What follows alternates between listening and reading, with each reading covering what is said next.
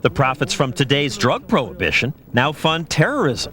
The State Department says that's how bin Laden got some of his money. It's the money that's really causing the problems here. The drugs are dangerous without question, but the drug money is turning a disease into a plague. The drug war, say critics, is not just a war on our own people. It's a war on other people, mostly poor people who live in countries that produce our drugs. The United States spends billions trying to keep drugs out of America. But no matter how much we spend, or how many special police units are trained and equipped, or how many drug shipments police disrupt or intercept, it's had little impact on the amount of drugs found on America's streets. They keep coming. This videotape was made by an American drug buyer as he received a home delivery. Take it on home to Grandma. It was a perfect drop. Put it right in the middle of the strip. So where do most of these drugs come from? Here, in Colombia, South America.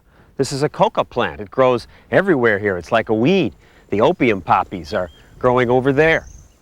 Colombia produces most of America's heroin and most of its cocaine. The coca plants are cultivated by farmers like these men who carve out fields in the remote jungle. Every 4 months or so, they strip the plants of their leaves and use a weed whacker to shred them. Then they squeeze a juice out of the leaves, which this farmer refined into coca powder. Took him about a third of a year to produce a pound of it. What will he get for that? It's worth approximately $2,200.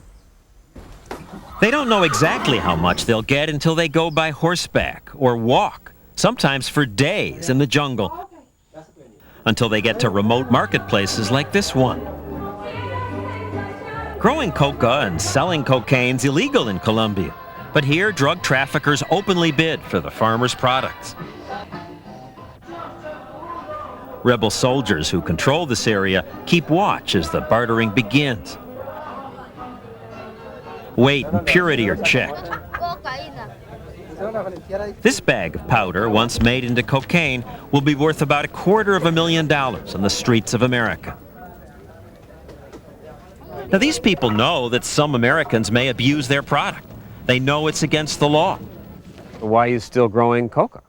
For me and any other peasant in the region, it's impossible to substitute what we make growing coca.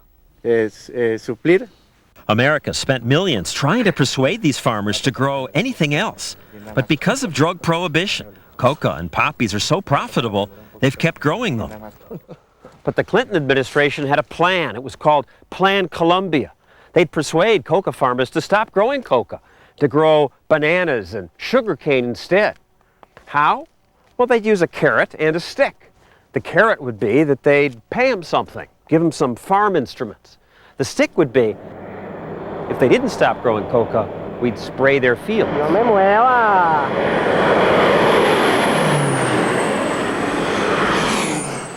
And we are spraying them with herbicide that kills the coca and many other plants too. The peasants have come to hate the plains. First of all, it was the helicopters. Then it was the airplanes. Everything around us was wet. 2 days after that, the leaves started to fall off the plants. That convinced them to begin ripping up their coca plants and hope the plains won't spray again. They know that the stick is there and we are the carrot. U.S. aid official Karen Harbert says the carrot's all the money America gives Colombia in hopes farmers will grow something besides coca. We can certainly try and help him return to a legal activity. But will they? Whenever a farmer does this, it just makes coca more valuable to those who do grow it. It's the problem of prohibition economics. When you try to constrict supply, then that drives up the prices and the profits, and that lures more poor farmers into this economy. Sanho Tree works for a Washington group that opposes the drug war. So we're talking about farmers who really have nothing left to lose. This is not a moral failing on their part. They're really up against the wall. And growing coca means the difference between being poor or starvation. And they're not going to watch their children starve.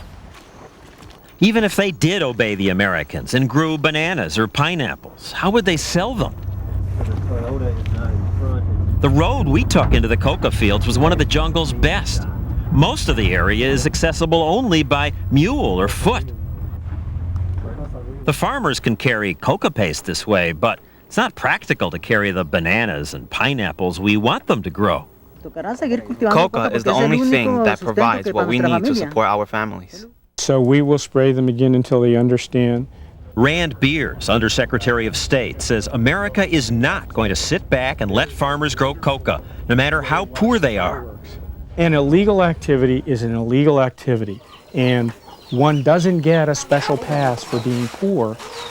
They have to recognize that every effort to grow coca will be challenged by the government.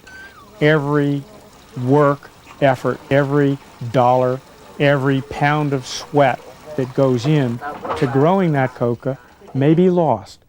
Even if the spraying isn't killing all the coca, it at least reduces the amount that flows to America.